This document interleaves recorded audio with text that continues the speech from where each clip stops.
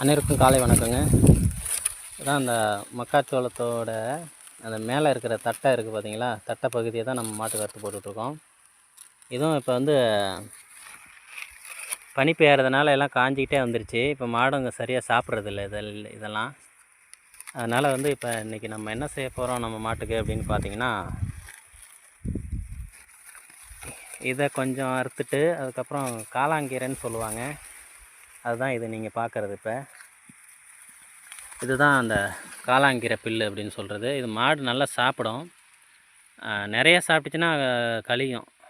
ஓரளவுக்கு சாப்பிட்டுச்சுன்னா மாடு நல்லாவே இருக்கும். அந்த இது சாப்பிட்றதுனா பச்சை பசேர்னு இது இருக்கும் பாருங்கள். இந்த புல்லு மாதிரி வந்து நிறையா வட்டம் வட்டமாக நம்ம காட்டில் இப்போ இருக்குது. எல்லா இடத்துலையும் இல்லை, இது மாதிரி ஒரு குறிப்பிட்ட இடங்கள்ல இருக்குது. அது வந்து அறுக்கிறோம். நம்ம எல்லாம் பார்த்து தாங்க இருக்கணும். பாம்புலாம் உள்ளே கூட இருக்கும். பார்த்து நம்ம சேஃப்டியாக தான் இந்த வேலையெல்லாம் செய்யணும்.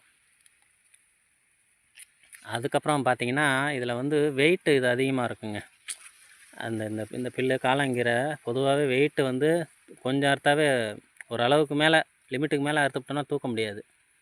அது மாதிரி அதுக்கு காரணம் என்ன அப்படின்னு பார்த்தீங்கன்னா, இங்கே பாருங்கள், இது மாதிரி சலங்கை மாதிரி இருக்குது பார்த்திங்களா, அந்த விதை பகுதி. இதில் வந்து தண்ணி இருக்கும், பனி தண்ணி பார்த்திங்களா. ஒவ்வொரு இதுலேயும் வந்து இவ்வளோ பனி தண்ணி இருக்கும்போது அதை மொத்தமாக நம்ம அறுத்து தூக்கும்போது பார்த்திங்கன்னா தூக்க முடியாது. வெயிட் வந்து அதிகமாக இருக்கும்.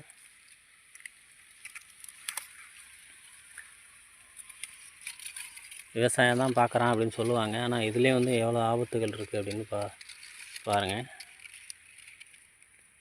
இந்த இதுதான் வந்து அதோடய விதை. இது வந்து இதில் இருக்கிற வந்து அதோடய விதை பகுதி. இது விதை. இந்த பூலாம் பார்த்திங்கன்னா ரொம்ப அழகாக இருக்கும். இதில் காளாங்கீரையில் வந்து பார்த்திங்கன்னா பாருங்கள், இது மாதிரி பூ தான் அதில் பூக்கும்.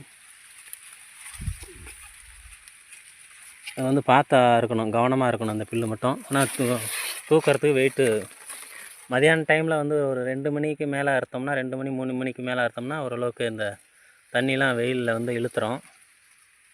சுத்தமான இதில் இருக்கிற தண்ணியெல்லாம் போக்க முடியாதுங்க. அது வந்து காஞ்சால் தான் அது போகும்.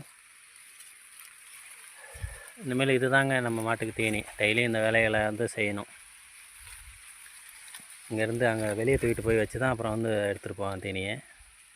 மாட்டுக்கு கொண்டு போய் போட்டால் இது வந்து சாப்பிடும். சோளப்பயிர் இல்லை, இனிமேல் தான் வந்து இன்னும் உழவு ஓட்டுறதுக்கான பதம் வரல. வயல்லாம் பார்த்திங்கன்னா எல்லாம் ஈரமாகவே இருக்குது. இன்னும் ஒரு 10 நாள் வெயில் அடிச்சதுன்னா காஞ்சதும் சோள நாற்று மாட்டுக்கு சோளப்பயிர் விடணும். அதுக்கப்புறம் தான் அந்த வேலைகள்லாம் இருக்குது. அதை வச்சும் இது தான் கொஞ்சம் மேனேஜ் பண்ணி ஆகணும்.